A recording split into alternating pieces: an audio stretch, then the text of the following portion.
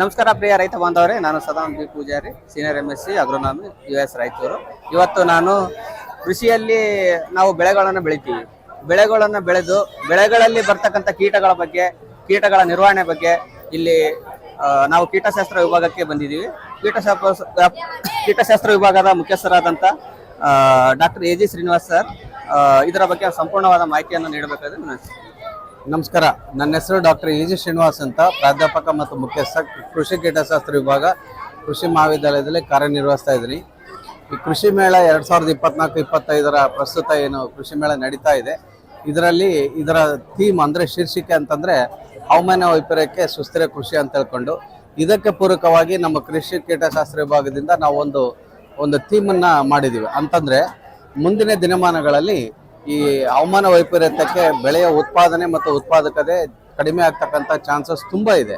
ಯಾಕಂತಂದರೆ ಕೀಟಗಳ ಅಭಾವ, ಕೀಟಗಳ ರೋಗಗಳ ಅಭಾವಿಕೆ ಅಂದರೆ ಜಾಸ್ತಿ ಆಗ್ತಕ್ಕಂಥ ಚಾನ್ಸಸ್ ಜಾಸ್ತಿ ಇದ್ದು, ಬೆಳೆಗಳ ಉತ್ಪಾದನೆ ಮತ್ತು ಉತ್ಪಾದಕತೆ ಕಡಿಮೆ ಆಗ್ತಕ್ಕಂಥ ಚಾನ್ಸಸ್ ಜಾಸ್ತಿ ಇದೆ.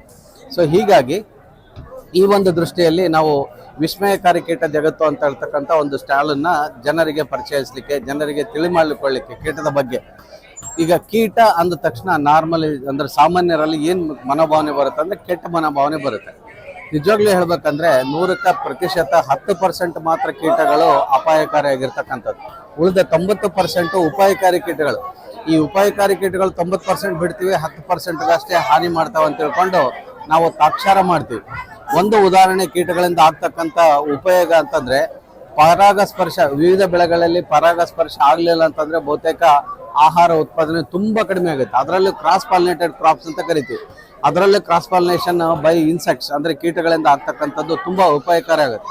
ಬೈ ಚಾನ್ಸ್ ಅದೇನಾದರೂ ಪರಾಗಸ್ಪರ್ಶ ಕೀಟಗಳಿಂದ ಆಗಲಿಲ್ಲ ಅಂತಂದರೆ ಉತ್ಪಾದನೆ ಕಡಿಮೆ ಆಗ್ತಿತ್ತ.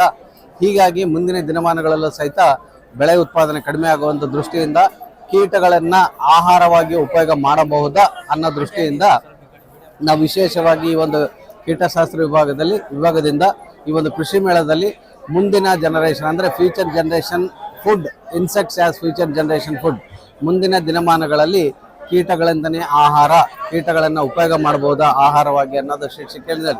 ನಿಜವಾಗ್ಲೂ ಹೇಳ್ಬೇಕಂದ್ರೆ ಕೀಟಗಳನ್ನು ಆಹಾರವಾಗಿ ಬಳಕೆ ಮಾಡ್ತಕ್ಕಂಥದ್ದು ಸತ್ಯ. ಈಗ ಆಲ್ರೆಡಿ ಮುಂದುವರೆದ ದೇಶಗಳಲ್ಲಿ ಕೀಟಗಳನ್ನು ಪ್ರಯೋಗಶಾಲೆಯಲ್ಲಿ ಅಭಿವೃದ್ಧಿಪಡಿಸಿ ಪಿಜ್ಜಾ, ಬರ್ಗರ್, ಸೂಪ್ ಅಂತ ಬೇರೆ ಬೇರೆ ಪದಾರ್ಥಗಳನ್ನು ತಿಂತೀವಲ್ಲ, ಅದರಲ್ಲೂ ಚಿಕನ್ ಬದಲಿಗೆ, ಬೀಫ್ ಬದಲಿಗೆ, ಪೋರ್ಕ್ ಬದಲಿಗೆ ಈ ಇನ್ಸೆಕ್ಟ್ಸನ್ನ ಒಳಗಡೆ ಇಟ್ಬಿಟ್ಟು ಪ್ರಾಸೆಸ್ ಮಾಡಿರ್ತಕ್ಕಂಥದ್ದು. ಹಾಗೆ ತಿನ್ನಬಾರ್ದು. ಅಂದರೆ ಪ್ರಯೋಗಶಾಲೆಯಲ್ಲಿ ಬೆಳೆದಿರ್ತಕ್ಕಂಥ ಕೀಟಗಳನ್ನು, ಅದು ದುಂಬಿ ಇರ್ಬೋದು, ಜಿರಳೆ ಇರ್ಬೋದು, ಅಥವಾ ಮಿಡತೆ ಇರ್ಬೋದು, ಬೇರೆ ಬೇರೆ ಅನೇಕ ಕೀಟಗಳು ಇವನ್ ಸಹಿತ ತಿಂತಾರೆ. ಸೊ ಇದರಿಂದ ವಿಶೇಷತೆ ಅಂತಂದರೆ ಈ ಕೀಟಗಳನ್ನು ತಿನ್ನೋದ್ರಿಂದ ಆಹಾರವಾಗಿ ಅನೇಕ ಪೋಷಕಾಂಶಗಳು ಸಿಗ್ತವೆ. ಅದರಲ್ಲೂ ಮುಖ್ಯವಾಗಿ ಕೈಟಿನ್ ಅಂತ ಪೋಷಕಾಂಶ ಯಾವುದೇ ಬೆಳೆ ದವಸ ಧಾನ್ಯಗಳಿಂದ ಬರ್ತಕ್ಕಂಥದ್ದಲ್ಲ. ಸೊ ಇನ್ನು ಮುಖ್ಯವಾಗಿ ಕೀಟ ಅಂದರೆ ಕೈಟಿನ್ ಜೊತೆಗೆ ಪ್ರೋಟೀನ್ ಅಂಶ ಬರುತ್ತೆ, ಫ್ಯಾಟ್ ಕಂಟೆಂಟ್ ಕಡಿಮೆ ಇರುತ್ತೆ, ಕಬ್ಬಿನ ಅಂಶ ಕಡಿಮೆ ಇರುತ್ತೆ. ನಂತರ ಕಬ್ಬಿಣದ ಅಂಶ, ಐರನ್ ಮತ್ತು ಕ್ಯಾಲ್ಸಿಯಂ ಸಹಿತ ಹೆಚ್ಚೆಚ್ಚವಾಗಿ ಸಿಗುತ್ತೆ.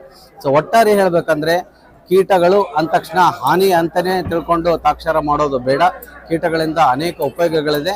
ಸೊ ಆ ರೀತಿಯಾಗಿ ಕೀಟಗಳನ್ನು ಸಹಿತ ಊಟ ಮಾಡಲಿಕ್ಕೆ ಅಂದರೆ ಮುಂದಿನ ದಿನಮಾನಗಳಲ್ಲಿ ನಾವು ಆಹಾರವನ್ನು ಉಪಯೋಗ ಮಾಡಿದ್ದೇ ಆದರೆ ನಮ್ಮ ಆರೋಗ್ಯವನ್ನು ಸಹಿತ ನಾವು ಕಾಪಾಡ್ಕೊಳ್ಬೋದು.